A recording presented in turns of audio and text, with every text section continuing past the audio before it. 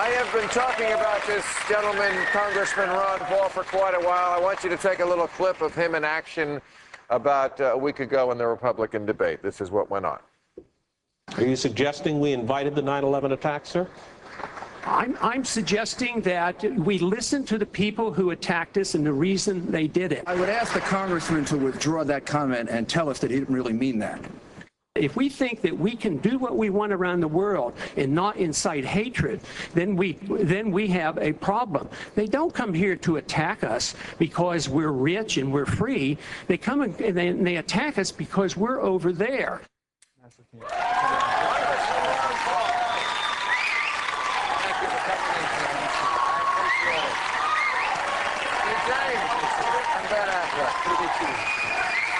Okay, thank you for being here. Look at that. Now, That's nice. do you have any mixed feelings about getting such an ovation from such a liberal audience? Well, not really. I mean, I think a politician always likes applause. Yeah. Well, we had you on about, I think it was late March, and I think we just scratched the surface, and that's really my fault. I should have scratched it more, but after I saw you in the debate, I said, you know what, this is a person who I really want to talk to a lot more. There's so many things I want to ask you, but I know you just got back yesterday. You were in Washington at the National Press Club, and I thought this was great. You presented Rudy Giuliani, I guess he wasn't there, but with a reading list. Right. And Rudy Giuliani, who took you on in this debate and pretends to be such a terrorism fighter, he really hasn't read anything about it, has he? No, it looks like he skipped the 9/11 investigation. You know, he didn't read that report because it sort of supported my position on that. And what of the things that you suggested he read do you think are most important that he be aware of?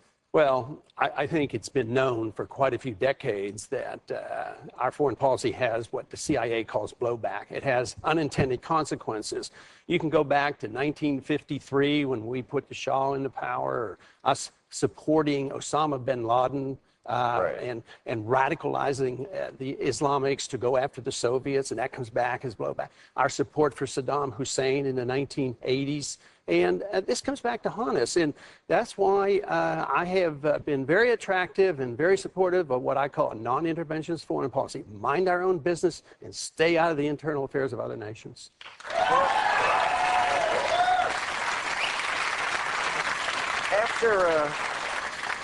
Right after 9/11, I remember when we finally, you know, television shows got back on the air. Of course, I got fired. But the other ones that were still able the other shows. Yeah, the other shows. Yeah. I said the wrong thing, too. But the big question, I remember, was why do they hate us?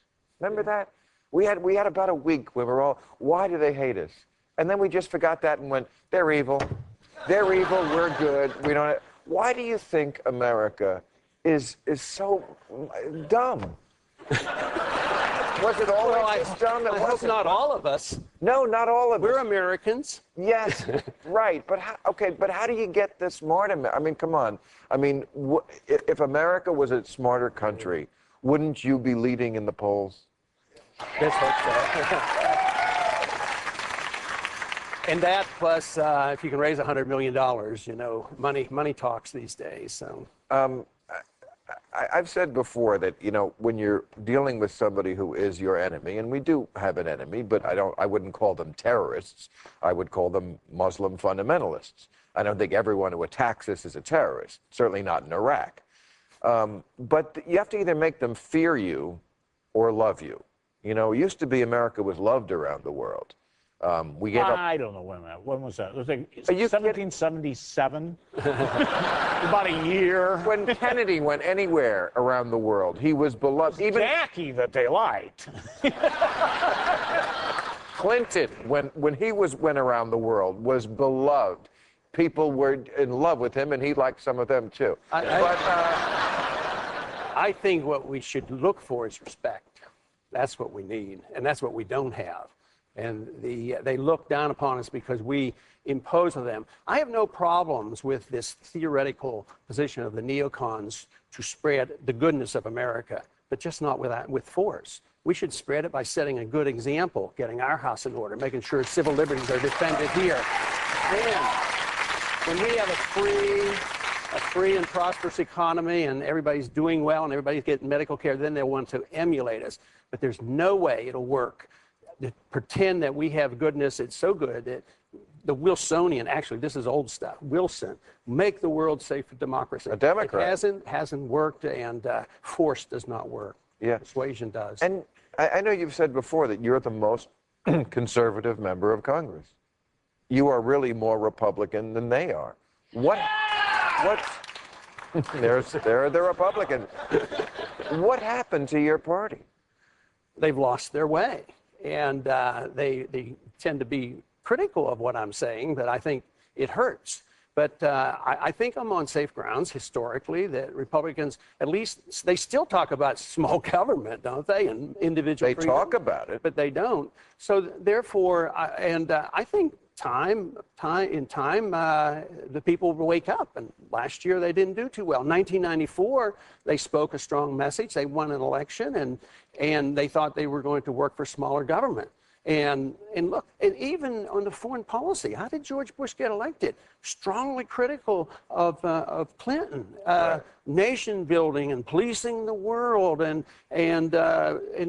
this is what he pushed. The peace candidate always wins. Just think about it. Even before World War I and World War II, we're going to keep you out of the war. Eisenhower wins and Nixon wins. What about Barry Goldwater and the Johnson campaign? I mean, even though Johnson was promoting the war and spreading it, Barry Goldwater was turned into the guy that was going to unleash the bomb.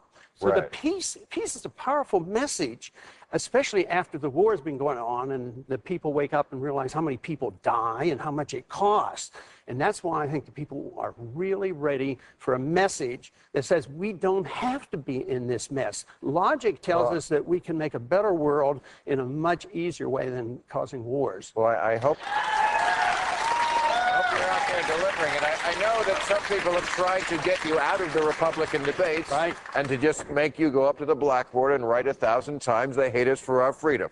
That's right. But you won't do that. But we have Mr. Giuliani studying tonight. He's home reading all those books. And he's going to come back and he's going to apologize to me. And he's going to say, I'm sorry, Ron, I just didn't know that that's the way foreign policy works. I didn't even know that you just can't blame Americans for our foreign policy, that it's the policy that's at fault. It's not the fault of the Americans who are victimized by these evil, monstrous, murderous people who come over and kill us. It's the fault of the policymakers. It's policy that counts. Amir, let's to God there. Thank you, Congressman. Thank you. I appreciate you coming out here. You keep on it. Thank you. Ron Paul, everybody. Thank you very much.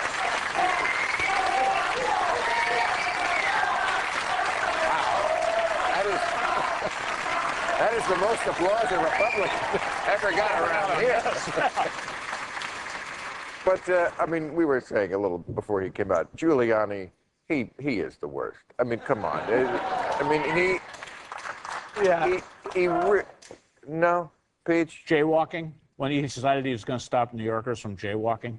That was interesting. Yeah, he's a very. I lived in New York before 9/11, and at that the idea at that point that he would ever be a presidential candidate was absurd. He was a very divisive, kind of mean mayor. The city had a lot of instances with the police that were racially divisive. It's Giuliani time. Remember that? Like really ugly. He's a prosecutor. He's No. taking guys on Wall Street. You know, these financial crimes that nobody understands what that. He's taking these guys out, perp walking them, like they're not going to make bail. These guys are worth $5 billion. You know, and like they're facing also, maybe. his buddy was like a guy like Bernie Carrick. Oh, yes. When it was He's the guy who said, thank God, on 9/11, he turned to Bernie Carrick and said, thank God George Bush is president. Are you really telling me that this guy is bright enough for the highest office in the land? I just don't think I think ultimately, like, the Republican Party will not nominate him, you know, when it gets to a broader. Well, there's a lot of pictures of him in a dress. Which hurts you. It hurts with that party. I don't know about the Democrats.